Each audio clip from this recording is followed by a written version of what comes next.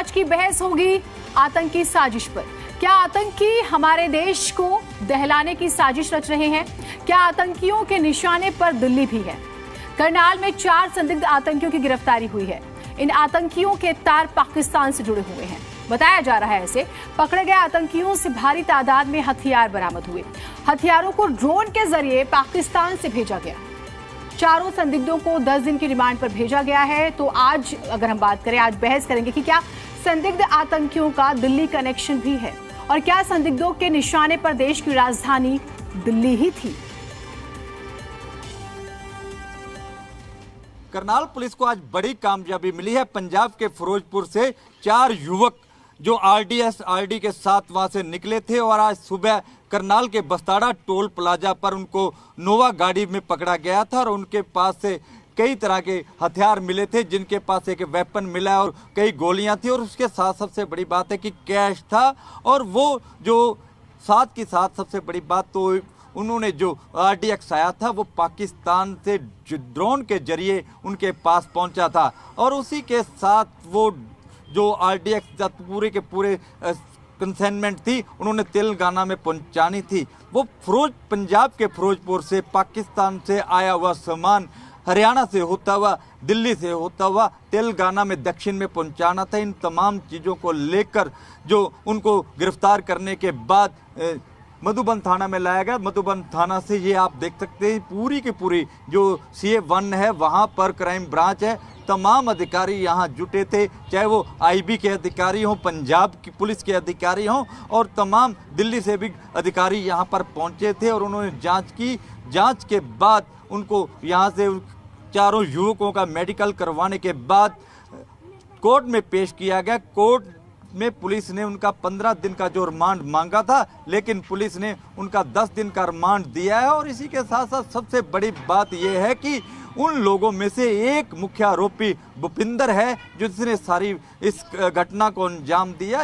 इसी के साथ साथ सबसे बड़ी बात तो ये रही कि करनाल पुलिस को एक बड़ी कामयाबी जरूर मिलती हुई नजर आई है। और इसके साथ मुख्यमंत्री मनोहर लाल ने भी आज इस पूरी कामयाबी को लेकर कहा था कि ये हरियाणा से क्रॉस कर रहे थे, पंजाब से आ रहे थे, हरियाणा से क्रॉस कर रहे थे, आगे तेलंगाना के जा रहे थे। एजेंसियां पूरा का पूरा अपना काम कर रही हैं। अब देखने वाली बात ये होगी कि 10 दिन के रिमांड के बाद इनसे क्या क्या बरामद होता है और कौन कौन लोग थे, किन किन संगठनों से इनकी पूरी जानकारी थी।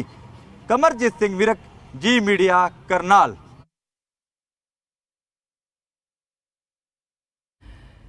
तो सवाल बहुत सारे हैं। क्या संदिग्ध आतंकियों की गिरफ्तारी के बाद दिल्ली अलर्ट पर है? सवाल यह भी क्या संदिग्ध आतंकियों का दिल्ली से भी कोई कनेक्शन है? सवाल यह भी है क्या संदिग्धों के निशाने पर दिल्ली ही थी? क्योंकि दिल्ली को दहलाने की साजिश कहा जा रहा है कि इनकी थी, लेकिन ये नाकामयाब रही। तो इसे ऐसे समझिए, पाकिस्तान से ड्रोन के जरिए फिरोजपुर में आता है ये पूरा कंसाइनमेंट और फिरोजपुर से ये करनाल तक आते हैं, लेकिन पकड़े जाते हैं। 300 किलोमीटर से ज्यादा का ट्रैवल ये कर लेते हैं, 118 किलोमीटर दूर रह जाते हैं दिल्ली से।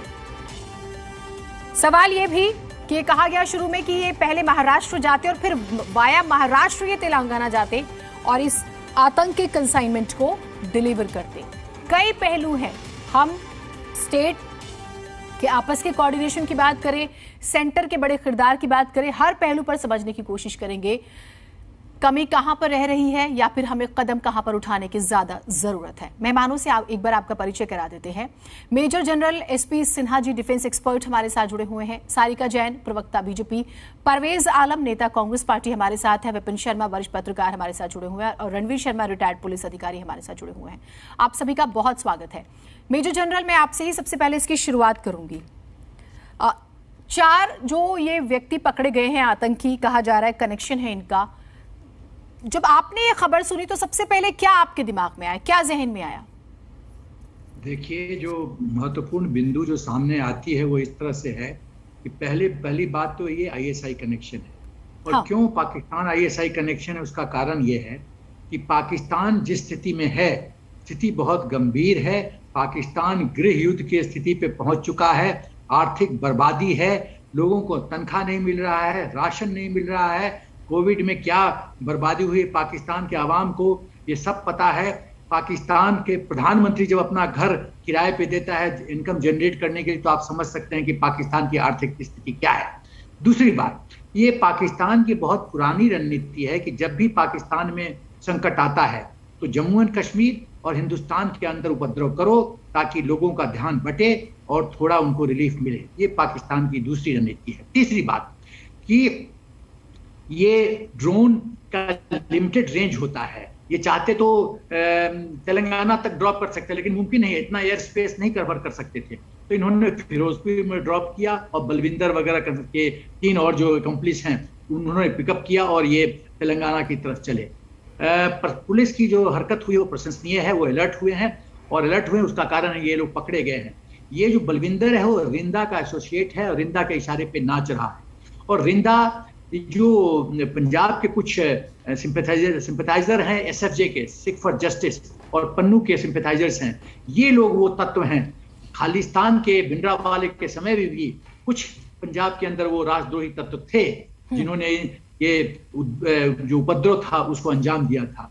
मुझे लगता है कि मुझे ताज्जुब लगता है कि जो सिख पाकिस्तान के आईएसआई पे नाचते हैं, क्या वो भूल गए कि इन लोगों ने इनके गुरु के बच्चों के साथ क्या किया था, और उनके साथ ये साथ मिलकर हिंदुस्तान के साथ राजद्रोह करने की कल्पना करते हैं और प्रयत्न करते हैं। ये धिक्कार है। ये सबसे बड़ी बात आपने बड़ी इंपॉर्टेंट बात कही, इसलिए मैंने चाहा कि मैं आपसे तमाम जो टेक्निकल पहलू है वो समझूं। पंजाब, देखिए पिछले दिनों पाकिस्तान में तख्ता पलट जिस तरह से होता है, हमने ये सारी चीजें देखी और ये माना गया कि अब ये डिस्टर्बेंस रहेगी और फिर पाकिस्तान एक ऐसा मुल्क जिस पर आप भरोसा कर ही नहीं सकते। इमरान खान जब थे तो वो मीठी बातें करते थे और वो ये कहते थे कि हमारी सारी कोशिशों के बावजूद भी हमें उम्मीद नहीं है कि भारत हमारे साथ द्विपक्षीय बातचीत करेगा, चीज़ें बेहतर होंगी। बाद में चीज़ें अब बेशक से वो सत्ता में नहीं है, लेकिन ये माना गया कि डिस्टर्बेंस होगी। तो क्या हम अलर्ट नहीं हो पाए वक्त रहते? मैं मुझसे पूछ रही हैं आप? हाँ जी, मेरा प्रश्न आपसे ही है सर, क्योंकि आप टेक्निकल चीजें ज्यादा बता सकते हैं। मैं इसलिए शुरू में आपसे थोड़ी देर इसीलिए बात करना चाह रही थी। देखिए एक इनोवा में हथियार जा रहा है, आरडीएक्स जा रहा है, कंट्री मेड रिवॉल्वर जा रहा है, एम्यूनिशन जा रहा है। ये हर एक गाड़ी को चेक करना पॉसिबल नहीं है और रैंडम चेक भी होता है तो भी ये गाड़ी सब निकल जाती है, पहली बात। लेकिन सबसे बड़ी बात जो मैं कहना चाहता हूं, मैं टेरर स्ट्रक्चर की बात करता हूं। एक बहुत बड़ा स्ट्रक्चर है टेरर स्ट्रक्चर, जिसका आका है पाकिस्तान आर्मी और आईएसआई और उसके एजेंट्स हैं, स्लीपर सेल्स हैं, यहाँ सिंपैथाइजर लोग हैं, बलविंदर ऐसे लोग हैं पंजाब में हैं। हमको आईबी के माध्यम से इन लोग को चिन्हित करके इन लोग को लिक्विडेट करने की जरूरत है। रूथलेसली इनको रिमूव करने की जरूरत है। इन सांपों को भारत माता को डसने की अनुमति नहीं दी जा सकती। बिल्कुल नहीं। हम लोग इन लोग को हम लोग कानूनी प्रतिक्रिया के चक्कर में ये लोग बैठे दमाद बन के जेल में खाते रहते हैं। हम इन पे पैसा क्यों खर्च करें? ये सांप हैं, इनसे जल्दी मुक्ति भी दिलाने की जरूरत है। तीसरी बात कि कहीं ना कहीं ये सब जो फिरोजपुर से लेके यदि करनाल तक पहुंच जाते हैं तो बीच के आईबी के जो सोर्सेज वो क्या कर रहे थे, और वो ऐसे संदिग्ध लोग हैं जो राजद्रोही हैं, उस पर हमको बहुत सख्त कार्रवाई करने की जरूरत है। क्योंकि टेरर स्ट्रक्चर के जो एजेंट्स हैं, जब तक इन टीम को, एक फुटबॉल टीम में 11 प्लेयर होते हैं, जब तक जो आका है टीम कैप्टन है पाकिस्तान, जब तक ये 10 प्लेयर जो हिंदुस्तान के अंदर हमको खत्म नहीं करेंगे तब तक बात एक और छोटा सा सवाल आपसे, फिर मैं बाकी मेहमानों के पास जाऊंगी बातचीत के लिए। देखिए, हम सिर्फ अगर पाकिस्तान, फिरोजपुर, फिर करनाल और फिर दिल्ली तक सोचेंगे तो शायद बात अधूरी रह जाएगी, क्योंकि ये भी बात यह आई कि इन्होंने 2 आतंक के जो कंसाइनमेंट थे वो डिलीवर पहले भी किए हैं और ये अभी महाराष्ट्र जाते, नांदेड़ का जिक्र हुआ, फिर वहां से तेलंगाना जाते। तो ये तो आप देखिए कि ये बहुत बड़ी एक साजिश है। तो यहां पर मैं आपसे एक चीज समझना चाह रही हूं कि क्या एक कोऑर्डिनेशन की कमी रही या कहीं पर रह जाती है? देखिए, तरीका मेटल डिटेक्टर के माध्यम से और भी इलेक्ट्रॉनिक गैजेट के माध्यम से किस व्हीकल में क्या सामान जा रहा है, इसको सर्वेलेंस के माध्यम से पकड़ा जा सकता है। लेकिन ये संभव नहीं है, ये काल्पनिक है, ये आइडियल सोच है, लेकिन ऐसा हो नहीं सकता। हिंदुस्तान में रोड पे कितनी गाड़ियां चल रही है, क्या ये संभव है कि हर एक चेक पोस्ट पे आप डॉग को पोजीशन करो और ऐसे डिटेक्ट करो? पॉसिबल नहीं है। ये इतने बड़े देश में, 128-25 करोड़ के देश में ये पॉसिबल नहीं है। इसी का ये फायदा उठाते हैं। ये भीड़ में गुजर जाते हैं और अपने अंजाम, अपने डेस्टिनेशन तक पहुंच जाते हैं। ठीक है। सबसे बड़ी बात है टेरर स्ट्रक्चर को आइडेंटिफाई करना, और वो लोग जो इस स्ट्रक्चर टीम के सदस्य हैं उनको लिक्विडेट करने की जरूरत है रूथलेसली। ठीक है। जो हाईजैक हुआ था हमारा प्लेन IC-814, यदि उस आतंकी को हमने जेल में ही खत्म कर दिया होता तो ये सब वारदात नहीं होता। और आज वो पाकिस्तान में वो बस पाकिस्तान से टेरर हिंदुस्तान को एक्सपोर्ट करता जा रहा है। सांप को डसने का मौका मत दीजिए। ठीक है सर, आपने काफी बारीकी में कुछ बातें कही। रणवीर शर्मा जी, मैं एक बार आपसे भी इस पर पॉइंट जरूर लेना चाहूंगी। आज बहुत सराहनीय काम हुआ। जब मैं हरियाणा पुलिस का जिक्र करूं और अलग अलग टीमें जो हैं वो बाकायदा एक जॉइंट ऑपरेशन चलाती हैं और करनाल में पकड़ लिया जाता है, लेकिन 311 किलोमीटर का सफर ये कर चुके थे फिरोजपुर से करनाल के बीच में, और दिल्ली इनसे सिर्फ 118 किलोमीटर दूर थी। मैं कोऑर्डिनेशन वाले पार्ट पे आपसे समझना चाहती हूँ। बाद में जब ये पूरी खबर आती है तो ये कहा गया कि पंजाब पुलिस भी वहां से रवाना हो रही क्योंकि पंजाब के ये लोग रहने वाले थे। क्या यहां पर भी एक कम्युनिकेशन की समस्या रहती है? ये मैं चाहूंगी आप डिटेल में हमें बताएं। बहुत ही सेंसिटिव ये मसला है और हम चाहते हैं कि हेल्दी चर्चा करके जाएं हर पहलू पर। आपने बड़ा सही सवाल किया है। ये कम्युनिकेशन गैप रहा है, बड़ा चिंता का विषय है, और करनाल पुलिस निश्चित रूप से बधाई की पात्र है। उन्होंने बड़ी तत्परता के साथ सुबह सुबह इनको बस्ताड़ा टोल पे घेर लिया।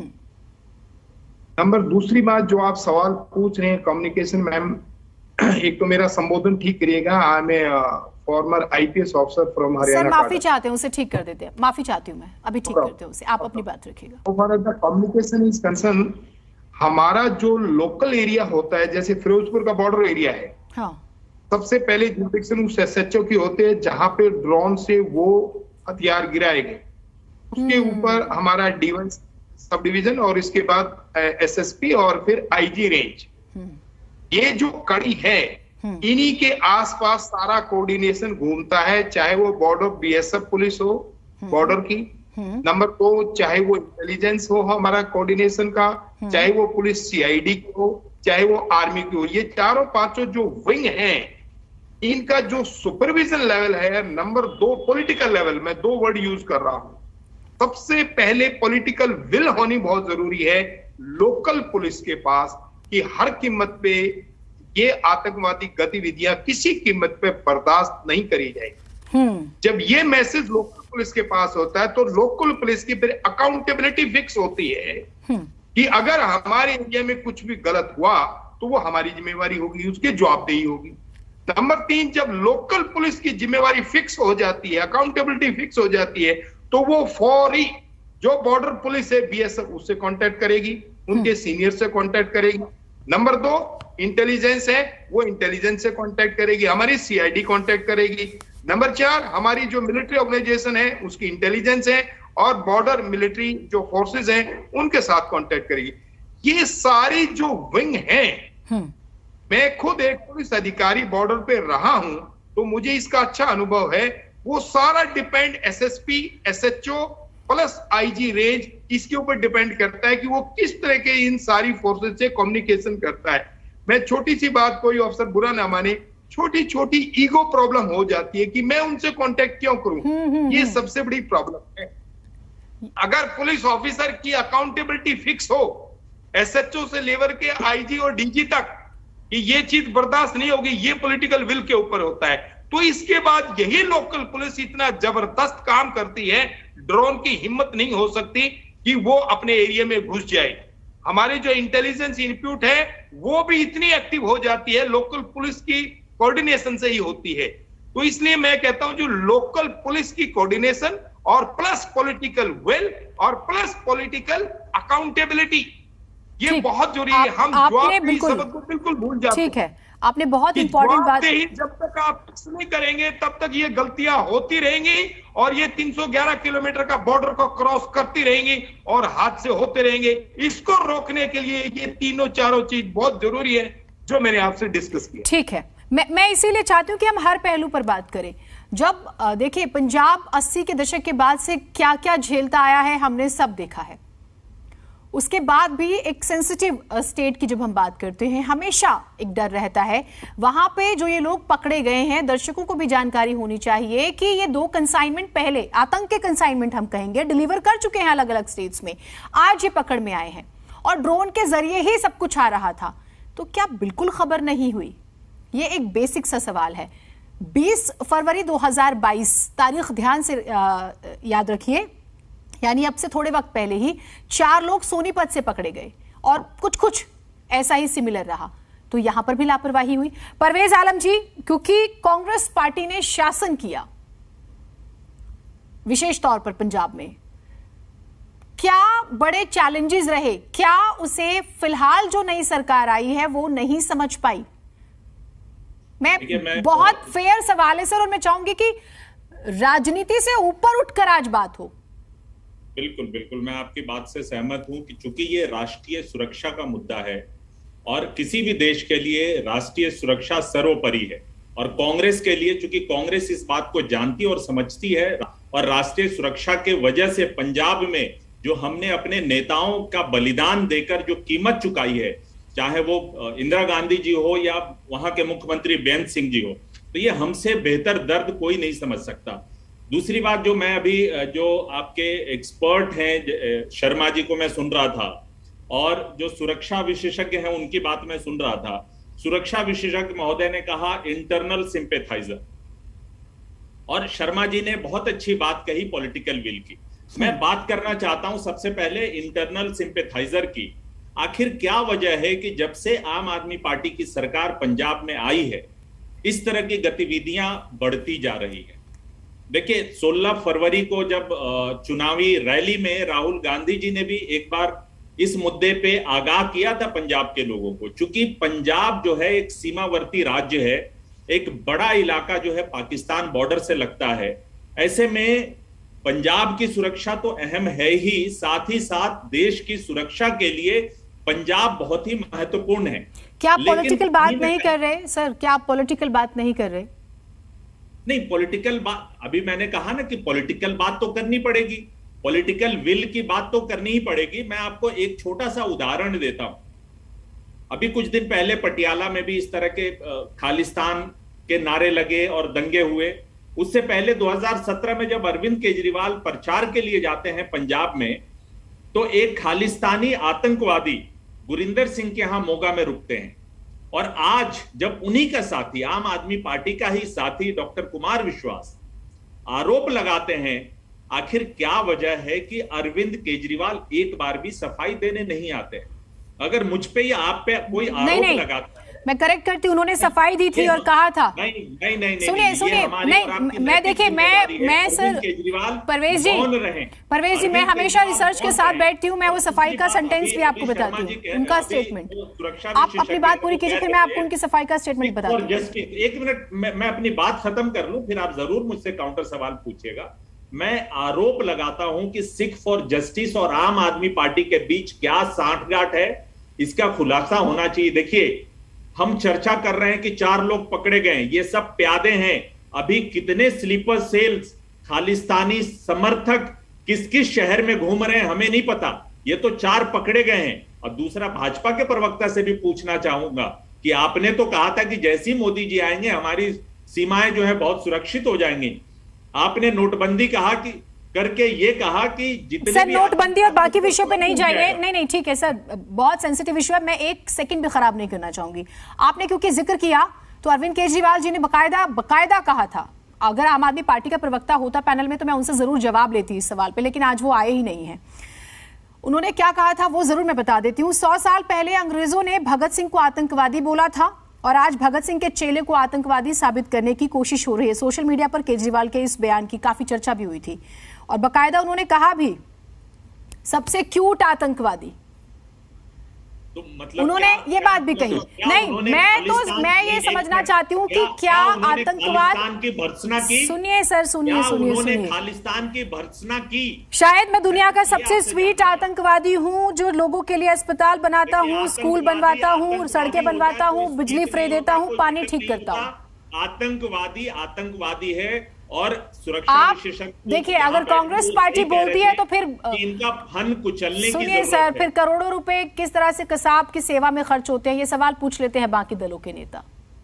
आप समझ रहे मेरी बात? मैं जो संजीदगी चाहती हूँ, मैं चाहती हूँ जैसे बाकी मेहमान दिखा रहे हैं आप भी दिखाइएगा, ठीक है? ताजा ताजा चुनाव हारे हैं, लेकिन संजीदगी जरूरी है ना। सारिका जी, तो बिल्कुल संजीदगी जरूरी है। परवेज जी हम प्लीज। पाकिस्तान, हम जो पंजाब में जो वोटर्स का जो रुख रहा है हम उसको वेलकम करते हैं। ठीक है सर, ठीक है। लेकिन इसका मतलब ये कहिए कि हम खालिस्तान वहां जो दिक्कतें हैं, जो समस्याएं, उस पर चर्चा नहीं करें तो ये बेईमानी होगा। नहीं, हम तो सारे पहलुओं पर चर्चा करें। मैं आपसे बार बार एक बात कह रही हूँ परवेज जी। मेरा एक ही सबमिशन है जीनत जी, परवेज जी, मैं संजीदगी की उम्मीद करती हूँ आपसे। प्लीज आप मुझे बाकी मेहमानों के पास भी जाना प्लीज। इस तरह के हरकतें बड़ी हैं। खालिस्तान, ठीक है, आप लोग नहीं सर, ये पॉलिटिकल इस वक्त इस टॉपिक पे मत होइए। सारिका जी, ठीक है सर, हो गया आपकी बात आ गई। सारिका जी, सेंसिटिव इशू है, हम बार बार बात कर रहे हैं, तमाम पैनलिस्ट को भी आपने सुना। आज दिल्ली बीजेपी के अध्यक्ष कहते हैं कि भाई जब से आम आदमी पार्टी आई है तभी से गतिविधियां बढ़ रही हैं। मेरा आपसे सवाल ये कि क्या हम ऐसे स्टेटमेंट से बच नहीं सकते हैं? पहले हम समस्या से ना निपटे। देखिए, ये हमारा एक बहुत सेंसिटिव मुद्दा है और राष्ट्रीय सुरक्षा का मुद्दा है। सबसे पहले मैं तो करनाल पुलिस को बहुत धन्यवाद देती हूँ, जिनकी वजह से बहुत सारी जो घटनाएं होने वाली थी, दुर्घटना होने वाली थी, वो बच गई। जान माल की जो घटनाएं थी उनको बहुत साधुवाद देती हूँ। और सेकेंडली, जैसे आप बोल रहे हैं कि केजरीवाल जी स्वीट आतंकवादी हैं, बिल्कुल स्वीट आतंकवादी हैं। मैं नहीं बोल रही हूँ, उन्होंने खुद स्टेटमेंट दिया है। केजरीवाल जी बोलते हैं, मैं नहीं चाहती यहाँ से गलत मैसेज आए। मैंने उनका स्टेटमेंट पढ़ा है, मैं कुछ नहीं कह रही हूँ। बिल्कुल स्वीट आतंकवादी हैं, क्योंकि वो ऐसे नहीं मारते, वो धीरे धीरे करके मारते हैं। पहले दिल्ली में दंगे कराए, और जैसे अभी कुमार विश्वास जी का भी ट्वीट आया था कि मेरी चेतावनी को ध्यान रखना। उन्होंने पहले भी बोला था कि केजरीवाल सरकार का हाथ खालिस्तानियों के साथ मिला हुआ है। और अभी पटियाला में भी आपने देखा किस तरह से हिंदू सिख के झगड़े नहीं थे, वो अलगाववादियों और राष्ट्रवादियों का झगड़ा हुआ था। और उसी तरह अब उसी की शय पर ये जो बब्बर खालसा के जो गैंग से उन्होंने आतंकवादी भेजे हैं दिल्ली में जो बड़ा आतंकवादी हमला होने वाला था, तो ये हरजिंदर सिंह जी से इनके तार जुड़े हुए हैं। किस तरह से इन्होंने पूरी रूपरेखा बनाई हुई है, पूरे देश में कहीं ना कहीं ये लोग आतंकवादी गतिविधियां करने वाले। आपने देखा पंजाब में जब हमारे प्राइम मिनिस्टर जा रहे थे तो उनके ऊपर भी उन्होंने कैसे, वो जा ही नहीं पाए पंजाब और सुरक्षित तरीके से वापस आ गए। वो तो गनीमत समझो कि कुछ नहीं हुआ। तो ये हमारे जो देश में जयचंदे बैठे हुए हैं, सबसे पहले तो उनके फन कुचलने की जरूरत है। जिस तरह से वो देश को अपना एक आतंकवादी माहौल क्रिएट करना चाहते हैं। नाम ले लीजिए दो चार, आप किनको जयचंद कह के संबोधित कर रही हैं? जरा नाम ले लीजिए। जयचंदे, बहुत सारे जयचंदे हैं। पहले नाम ले लीजिए मैम, नाम ले लीजिए जरा दो चार। देखिए, उनके राज्य में कितने आतंकवादी हमले होते थे, जगह जगह कुकर में बॉम्ब फटते थे, कहीं पब्लिक प्लेस पर बॉम्ब फटते थे, सिनेमा हॉल्स में बॉम्ब फटते थे। लेकिन जब से नरेंद्र मोदी जी की सरकार आई तब से आपने एक भी घटना ऐसी नहीं सुनी होगी। आपने देखा होगा कश्मीर में किस तरह से शांतिपूर्ण वहां पर स्थिति हो गई है। सिर्फ ये हमारी सरकार है जो पूरी निगाह रखे हुए है, देखिए पूरी निगाह रखे हुए हैं। और केजरीवाल जी के प्रवक्ता यहाँ पर नहीं आए, नहीं तो मैं उनसे पूछती कि उनकी ऐसे क्या है कि उनकी सत्ता आते ही यहाँ पर लड़ाई दंगे होने शुरू हो गए, आतंकवादी हमले शुरू हो गए हैं, और कैसे इन्होंने जगह जगह पर तार बिछाए हुए हैं अपने। वो तो मैं पुलिस का शुक्रिया अदा करती हूँ कि जिस वजह से हमारे लोगों की जानें बच गई, नहीं तो पता नहीं तो यहाँ पर भी अब क्रेडिट लेने के लिए लड़ाई होगी, क्रेडिट की लड़ाई होगी? नहीं, बिल्कुल नहीं। देखिए, हमारी राष्ट्रीय सुरक्षा का मामला है और हम भी इनसे जुड़े हैं, हम भी दिल्ली में रहते हैं और कहीं ना कहीं सभी इससे जुड़े होते हैं। देश के किसी भी कोने में रहे, सबकी सुरक्षा उतनी ही जरूरी है ना। बिल्कुल, सभी की सुरक्षा कोने में रहे। और ये नरेंद्र मोदी जी की सरकार है, यहाँ पर ऐसा नहीं होगा। और मैं तो कहती हूँ अभी जो हमारे ये सुरक्षा के अधिकारी बैठे, इन्होंने बड़ा अच्छा कहा है कि हमें और पावर दी जाए तो शायद ऐसी गतिविधियां होने ही ना पाए, पहले से ही बहुत सारी चीजें सॉल्व हो जाएं। पावर में कहाँ पे कमी है वो भी आप बता दीजिएगा। सेंटर में तो आप ही कहीं ना कहीं, और देना किसको है? पावर में तो आप ही है ना। कौन बैठा हुआ है? जिम्मेदारी किसकी है? बिल्कुल, मैं वही कह रही हूँ। अभी जैसे पहले ही अंजाम देने से पहले हमने पकड़े हैं, हमारी पुलिस ने पकड़ा है, बहुत साधुवाद है उनको। और ऐसे ही आगे अगर आतंकवादी हमले हुए तो बहुत विनाशकारी स्थिति हो सकती थी, बहुत जानमाल का खतरा हो सकता था। मैं केजरीवाल सरकार से बोलना चाहती हूँ कि ये देश अपना ही है, इसको इस तरह से खालिस्तानियों का जो पाकिस्तान से तार जुड़े हुए हैं लोगों के, वो ऐसा पहली वाली स्थिति फिर से ना बनाए। इसमें शांति और अमन और प्यार की जरूरत है, इसमें कोई पॉलिटिकल एजेंडा ना अपनाए। सत्ता पाने के लिए इस तरह की गतिविधियां ठीक नहीं है। परवेज जी, इसका काउंटर कीजिए, फिर मैं बाकी मेहमानों को शामिल करती हूँ। बिल्कुल, जो भाजपा की प्रवक्ता यहाँ बैठी हुई हैं, इनकी बातें सुनिए। भाई, जिम्मेदारी किसकी है? सरकार किसकी है? अधिकार किसको देना है सीमाओं पर जो वहां पे हमारे सैनिक है? ये वो सरकार है जब पठानकोट में जब पठानकोट में ये वो पार्टी है जो आईएसआई के लोगों को हमारे पवित्र धरती पे बुलाते हैं जांच करने के लिए। वो तो सबको पता है कि कौन बुलाता है आईएसआई के लोगों को। नवाज शरीफ के पता है कि 2014 से पहले कितने आतंकवादी हमले होते थे, रोज यहाँ पर आतंकवादी हमले हुआ करते थे। लेकिन जब से नरेंद्र मोदी जी की सरकार आई है तो इस पर कंट्रोल हुआ है, लोग जानते हैं इसको, आपको बोलने की जरूरत ही नहीं है। बॉर्डर से हमारे हिंदुस्तान में के अंदर आया कैसे? ये जिम्मेदारी आपकी है। आपने कहा था कि जैसे ही मोदी जी आ गए हमारी सीमाएं जो हैं बहुत ही सशक्त हो गई हैं, बुलेट प्रूफ हो गई हैं, तो फिर ये आईईडीज, ये ड्रोन, ये सब पाकिस्तान की सीमाओं से हमारे देश में की सरकार बनी है तो पंजाब पाकिस्तान से जुड़ा हुआ है, उसकी सीमा वहां पर जुड़ी हुई है। और वहां पर पंजाब पुलिस को भी देखना होगा उनके यहाँ से कैसे ये आतंकवादी गतिविधियां शुरू हो गई हैं। जैसे ही उनकी सरकार बनी यहाँ पर आतंकवादी गतिविधियां कोई जिम्मेदारी नहीं है, भाजपा की कोई जिम्मेदारी नहीं है। भाजपा की एक ही जिम्मेदारी है, बस लाउड स्पीकर और बुलडोजर पे राजनीति करें या नहीं है। ठीक है, ठीक है, अभी बुलडोजर पे नहीं जाना है, प्लीज प्लीज प्लीज। ठीक है, विपिन शर्मा जी को लेकर आइएगा चर्चा में। विपिन जी, पंजाब में क्योंकि अभी नई सरकार बनी है और हम बार बार बात करते हैं, एक सेंसिटिव स्टेट है, पाकिस्तान में सत्ता परिवर्तन हुआ और ये माना गया कि कुछ डिस्टर्बेंस होगी। ये बहुत बड़ी चुनौती है प्रदेश सरकार के लिए इससे निपटना। निश्चित बात है। देखिए, एक बात समझनी पड़ेगी कि लाल किले की प्राचीर से, जीनत जी आवाज आ रही है आपको? हाँ जी, आप अपनी बात रखिएगा। जी, देखिए, ऐसा एक बात समझनी पड़ेगी, लाल किले की प्राचीर से देश के प्रधानमंत्री ने एक संदेश दिया था जब राष्ट्र के नाम वो संबोधन कर रहे थे। उन्होंने बोला था दो सबसे बड़ी चुनौतियां देश के सामने, एक आतंकवाद और एक विस्तारवाद। तो जब आतंकवाद की बात करी तो इशारा पाकिस्तान की तरफ था और विस्तारवाद की बात करी तो चीन की तरफ इशारा था। ये बात हमारे को अपने जहन में रखनी पड़ेगी कि इस समय जब हमने एक नई सुबह का आगाज करा, जब कश्मीर में जो धरती का स्वर कहलाता है, जब वहां पर हमने 370 और 35A हटाया, इतने सालों से जो मिलिटेंसी वहां पर रही और जो वहां पर एक जो युवा था वो गुमराह हो गया, अपनी फौज को दुश्मन समझ बैठा, तो ये हमारे दुश्मनों को, हमारा दुश्मन नंबर 1 चीन है, दुश्मन नंबर 2 पाकिस्तान है।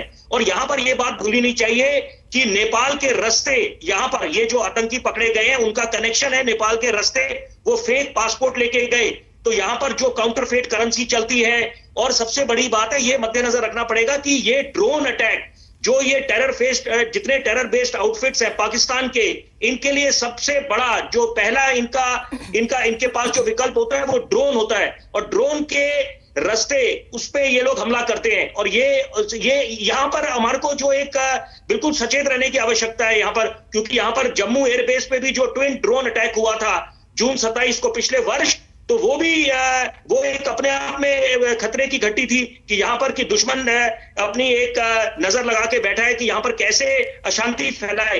तो यहां पर अब समझने की आवश्यकता है कि जो ये 4 आतंकी पकड़े गए हैं, यहां पर मामले की तह तक जाने की आवश्यकता है। ये तहकीकात होनी चाहिए कि उनके मंसूबे क्या थे, क्योंकि उनके नापाक मंसूबे थे, उनकी मंशा क्या थी, वो क्या दिल्ली को दहलाना चाहते थे, और ये जो तेलंगाना का कनेक्शन है, तो ये सारी बातों की तह तक जाने की आवश्यकता है। अच्छी बात है कि 10 दिन की रिमांड मिली है और बहुत कुछ सामने आएगा, लेकिन एक बात बिल्कुल साफ है, क्योंकि चर्चा, मैं एक बात बड़ी जरूरी बोलना चाहूंगा।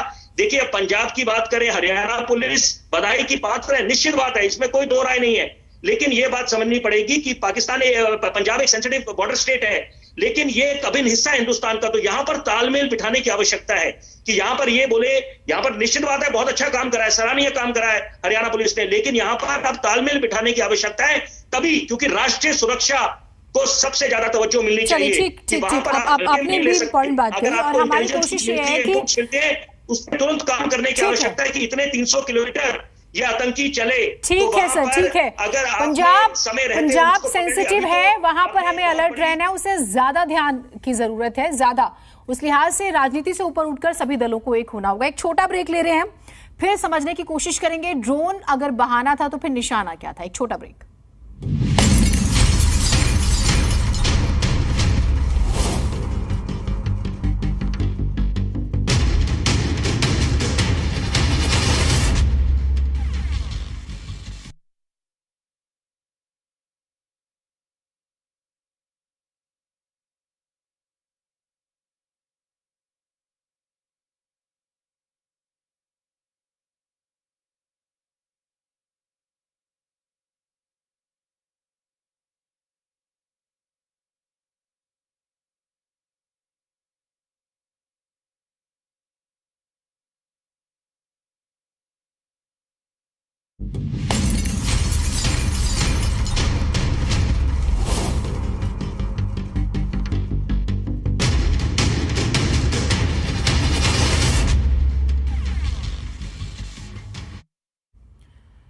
बहुत ही गंभीर विषय है आज का, हम बार बार बात कर रहे हैं। पंजाब संजीदगी मांगता है, लेकिन क्या हमारे नेता उतने संजीदा होते हैं?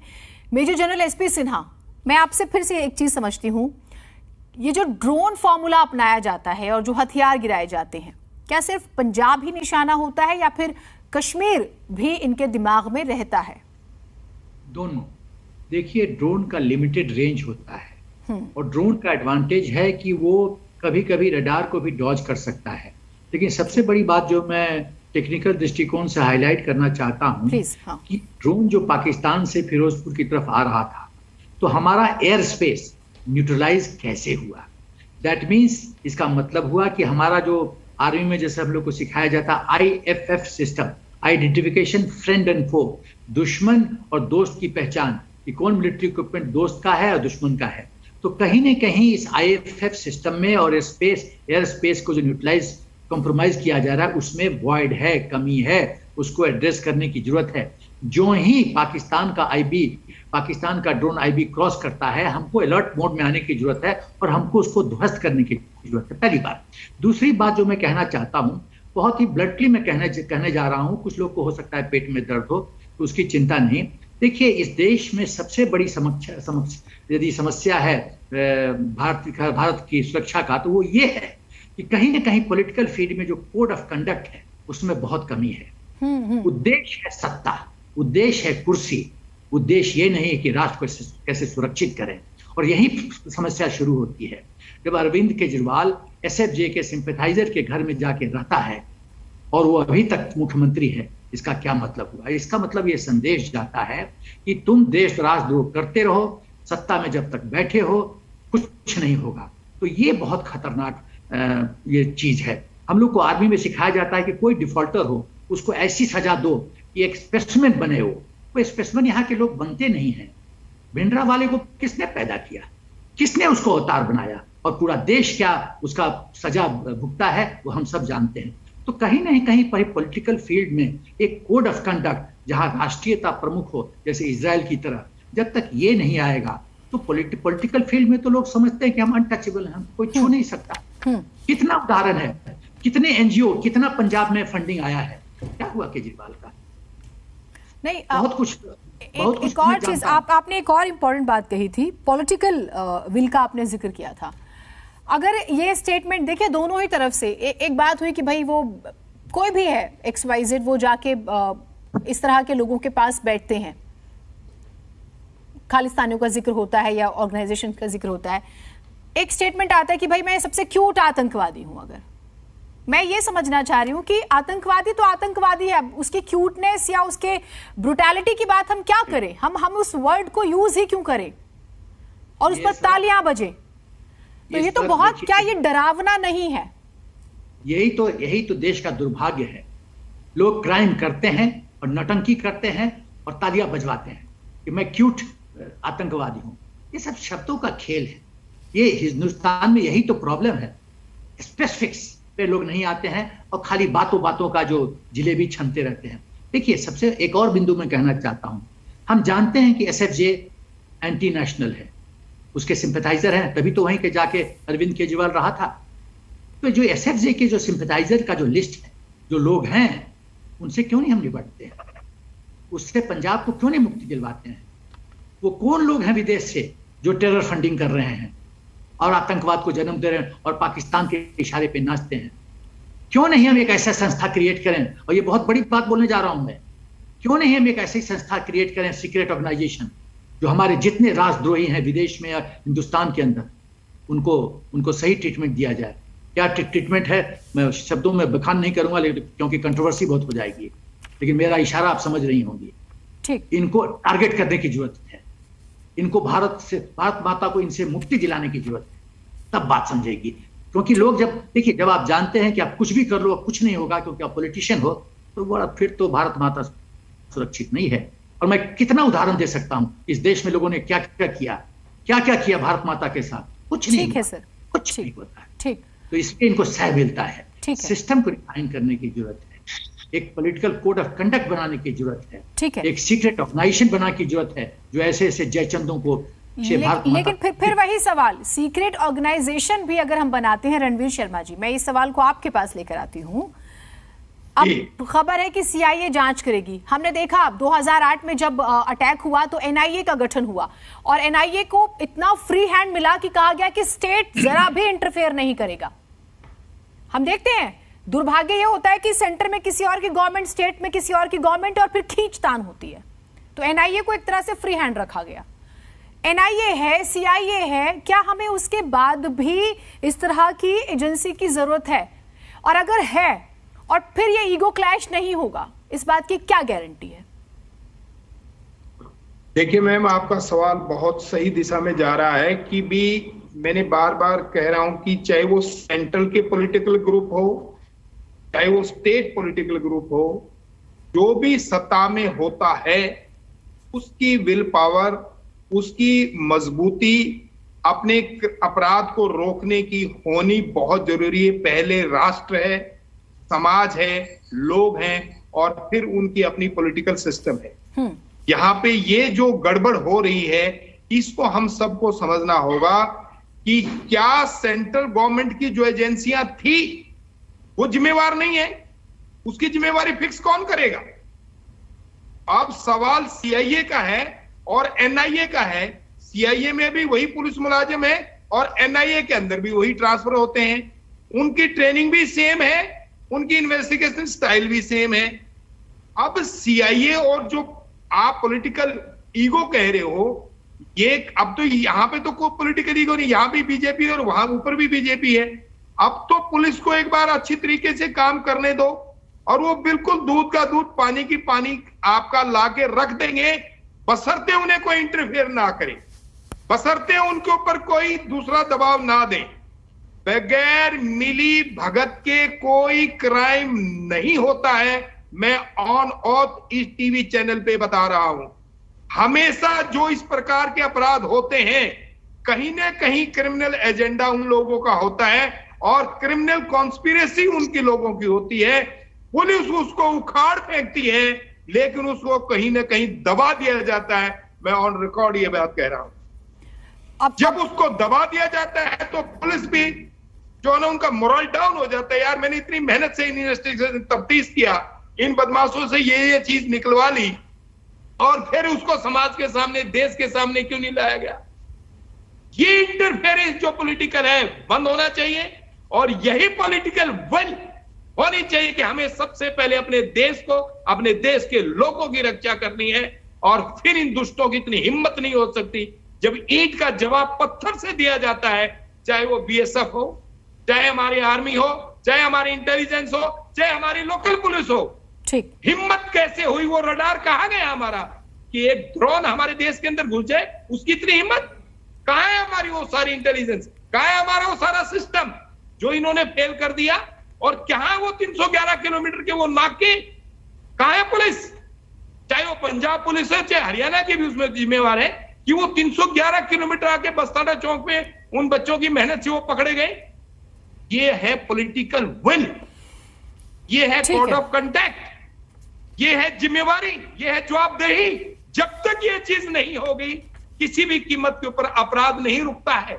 इसको रोकने के लिए उंगली उठाने से पहले ये लोग सोच लें कि हमारी पॉलिटिकल विल क्या है, हमारी जिम्मेवारी क्या है। ठीक है, विपिन शर्मा जी कुछ कहना चाह रहे हैं। ठीक है विपिन जी शॉर्ट में कहिएगा, विपिन जी शॉर्ट में कहिएगा, आप क्या कहना चाहते? ठीक है, एडमिनिस्ट्रेटिव नहीं होगी तब तक ये अपराध नहीं रोकेंगे और ये ड्रोन आते रहेंगे, अपराधी आते रहेंगे। ठीक है, नहीं हम उम्मीद करते हैं कि ऐसा ना हो, हम ये उम्मीद करते हैं। विपिन जी मैं एक बात बड़ी अहम बोलना चाहता हूँ इस चर्चा में, क्योंकि मैंने बात जिक्र कहा कि जब राष्ट्र के नाम संबोधन में लाल किले की प्राचीर से प्रधानमंत्री ने विस्तारवाद और आतंकवाद की बात करी, साथ में एक और बात का हमें जिक्र करना चाहिए, कट्टरपंथ। हम लोग रेडिकलाइजेशन की क्यों नहीं बात करते? क्योंकि ये जितने आका बैठे हैं, चाहे पाकिस्तान में चाहे चीन में, मैं एक उदाहरण देना चाहूंगा कि यहां पर जब संयुक्त गश्त लगाती है हमारी हिंदुस्तानी सेना और ITBP Indo Tibet border police, तो थोड़े समय के लिए हमारी सेना तो मुस्तैद रहती है 24 घंटे 365 दिन, लेकिन कुछ समय के लिए उसको कोरोना काल में स्थगित करना पड़ा था 2020 में। ये देखिए दुश्मन के नापाक मंसूबे, ये लोग वहां भी बाज नहीं आए, वहां पर भी अतिक्रमण शुरू कर दिया था। वो अलग बात है, ये भूल गए थे कि 2020-21 की हिंदुस्तानी सेना मुंह तोड़ जवाब दे दिया, इन चीजों को पीछे खदेड़ दिया। यहाँ पर अब सचेत रहने का समय है और यहाँ पर इंटेलिजेंस को और पुख्ता करना पड़ेगा, मजबूत करना पड़ेगा। और एंटी ड्रोन जो नीति आई है वो निश्चित बात है सराहनीय है यहाँ पर, और उसको मजबूत करना पड़ेगा, तभी आप दुश्मन के दांत रणवीर जी मेरा एक सवाल और है, फिर मैं नेताओं से भी सवाल। ठीक सर, ठीक है रणवीर जी, हम बात कर रहे हैं कि आवश्यकता है। ठीक है सर, ठीक है। फॉरेन फंडिंग पे FCRA जो है बिल्कुल सही कदम उठा रही है, क्योंकि कुछ हम सबको एक साथ नहीं बीच में ला रहे, लेकिन कुछ NGOs की फंडिंग पे निश्चित बात है कि सवाल उठ रहे हैं। नहीं, सभी पे सवाल उठे और निष्पक्ष जांच हो, हम तो यही कहते हैं कि चीजें बेहतर हो। ठीक है, हाँ ठीक है। रणवीर जी एक सवाल और, क्योंकि हम बार बार पंजाब और फिर करनाल और फिर दिल्ली का जिक्र कर रहे हैं, NIA की ही अगर बात करें, हैदराबाद, देखिए दिल्ली में मेन ऑफिस, उसके बाद हैदराबाद, क्योंकि कहा गया कि तेलंगाना ये जाने वाले हैं, गुवाहाटी कोची यहाँ पर इनकी ब्रांचेस हैं, लखनऊ में है, मुंबई अब क्योंकि कहा गया कि महाराष्ट्र ये जाते और महाराष्ट्र से वाया जो है वो तेलंगाना जाने वाले थे, तो ब्रांचेस तो हर जगह है। अगर मैं सिर्फ NIA की बात करूं मेजर जनरल, इस पर मैं आपसे एक सीरियस जवाब चाहूंगी, तो हम तैयार तो हैं, हमने इस चीज को महसूस किया, UN में भी भारत अपना स्टैंड बार बार रखता है, पिछले दिनों का स्टेटमेंट भी मेरे पास है अभी, फिर कहां कमी रह जाती है? देखिए, जो एडमिनिस्ट्रेटिव स्ट्रक्चर है आज की तारीख में, यदि NIA काम करना चाहता है तो कुछ स्टेट गवर्नमेंट को पेट में दर्द होता है कि नहीं लोकल पुलिस इंक्वायरी करेगी।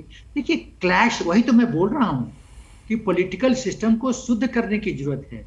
यहाँ ध्येय है सत्ता, और सत्ता का है अप्रोच तुष्टीकरण, और तुष्टीकरण में जब उत्तर प्रदेश में कुछ लोग जेल में जाते हैं उनको छोड़ दिया जाता है, जब इस तरह से होता है तो जो नेगेटिव फोर्सेस हैं उनको बल मिलता है, सह मिलता है।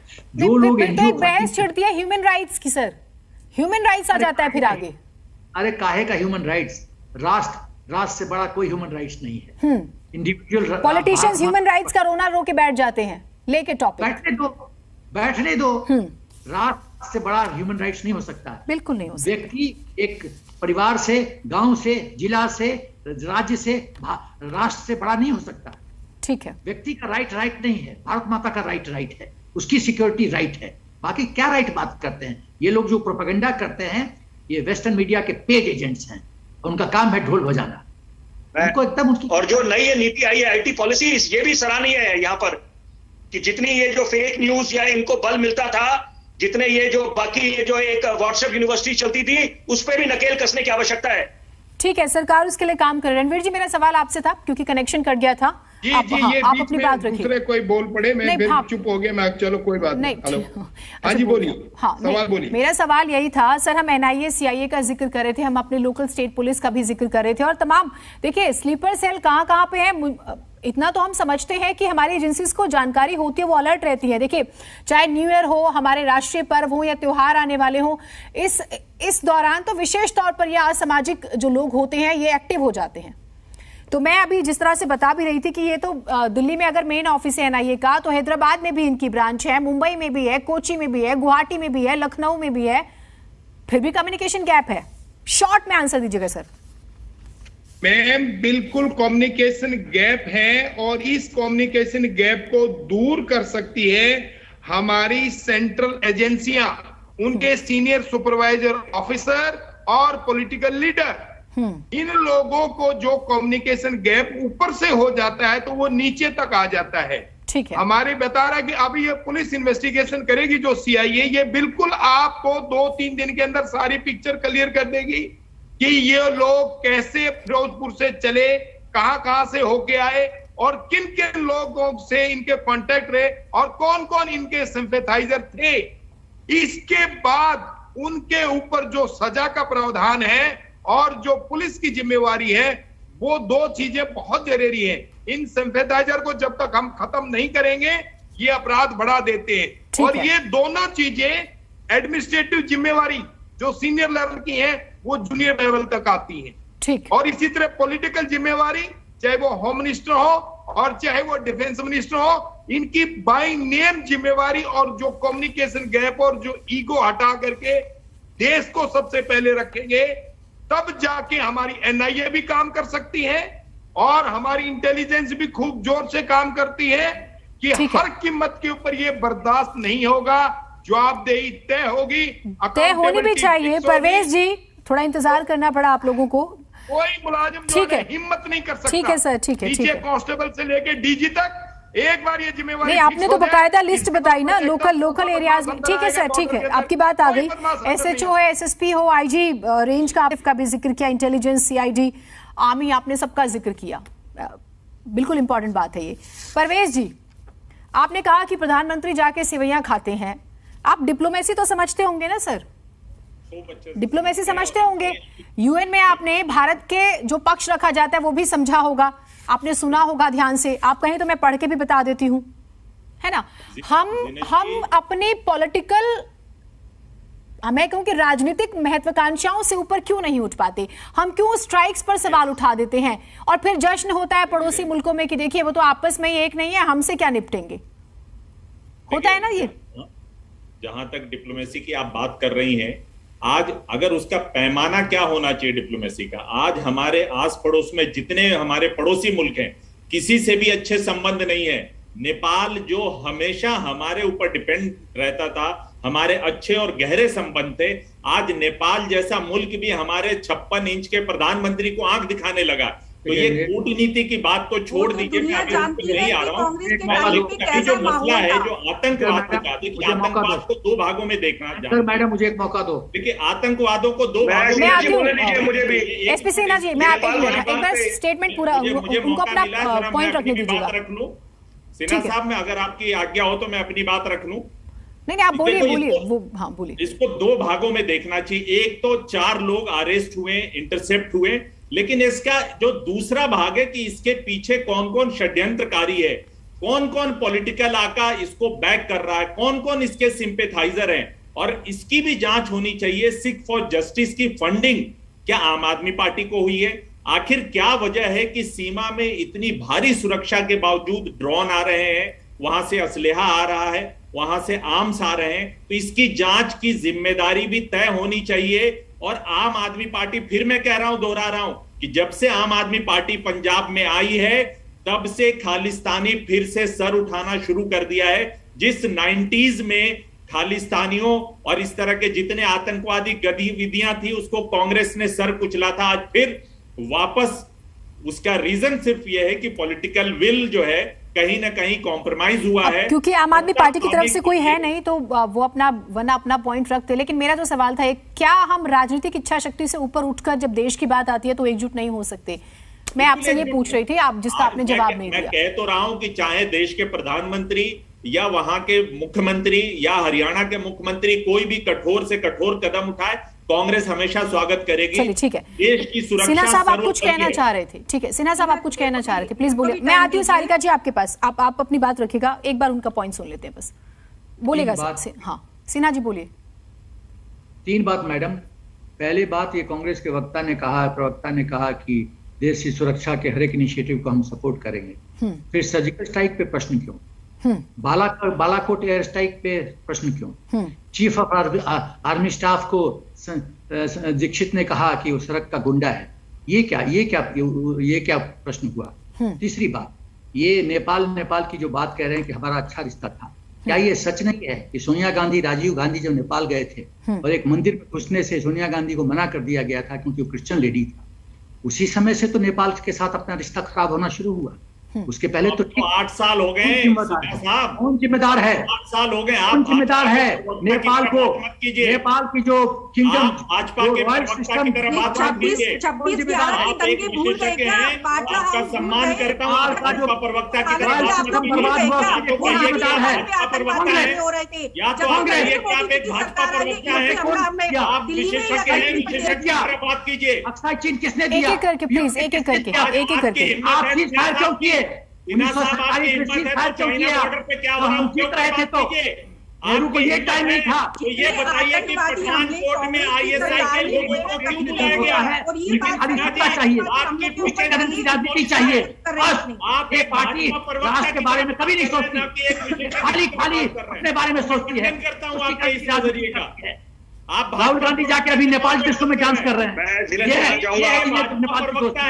नेपाल की SP Sinha is a Bhajpa प्रवक्ता कराती थी, फंडिंग लेती थी, लेकिन आज ये 26/11 के हमले भी भूल गए, कश्मीर की जो हालत थी वो भी भूल गए, और जो बाटला हाउस की हालत थी वो भी भूल गए, और दिल्ली में आए दिन बॉम्ब फटते रहते थे इनकी सरकार में, वो भी भूल गए। लेकिन इनको सिर्फ आरोप प्रत्यारोप की राजनीति आती है। मैडम, आप भूतकाल से निकल आइए। 8 साल हो गए आपकी सरकार को। 8 साल हो गए, 70 साल आपने भी राज किया है।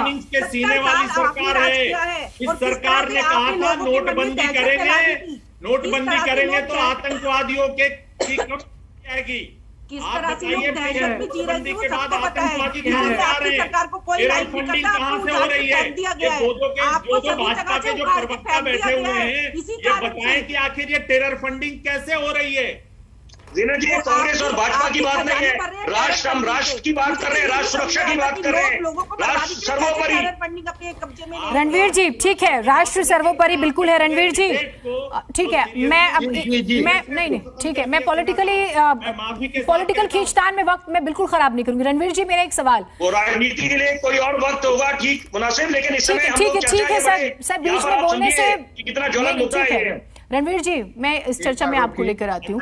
देखिए, जो 4 लोग पकड़े गए हैं उसमें प्लीज, उसमें जब कोई राष्ट्र की बात करता है तो आपको सब भाजपा प्रवक्ता लगते हैं। नहीं, जब राष्ट्र की बात करते हैं। रणवीर जी, मेरा सवाल आपसे ये है कि बकायदा कहा गया कि एक व्हाट्सएप ग्रुप है जिसके जरिए कंसाइनमेंट जो है भेजे जाते थे। प्लीज परवेज जी और सारिका जी प्लीज। भाजपा प्रवक्ता बैठे हुए, ठीक है, किसने दिया? ठीक है, मैं आपसे बोतल से किसने निकाला? दो पंजाब में शांति के लिए 2 बड़े नेताओं को खोया है। इंदिरा गांधी जी की जान गंवाई है, बेअंत सिंह को उड़ा दिया गया। सबके बाद नहीं, आप लोगों का ऑडियो म्यूट करना पड़ रहा है। आप लोग जो बोल रहे हैं, मैं आप लोगों को बता दूं, आपकी आवाज बाहर नहीं जा रही है। आप लोगों की आवाज बाहर नहीं जा रही है, आपका ऑडियो म्यूट है। इतना सेंसिटिव इशू है और आप लोग इस तरह से चिल्लम चिल्ली कर रहे हैं स्क्रीन पर बैठ के, नेशनल टेलीविजन पर। कितनी शर्म की बात है। मैं बार बार अपील कर रही हूँ, प्लीज रणवीर शर्मा जी। ठीक है परवेज जी, हाँ ठीक, परवेज जी आप लोग आपस में बात कीजिएगा बाद में, यहाँ पे टाइम नहीं है इतना, ठीक है।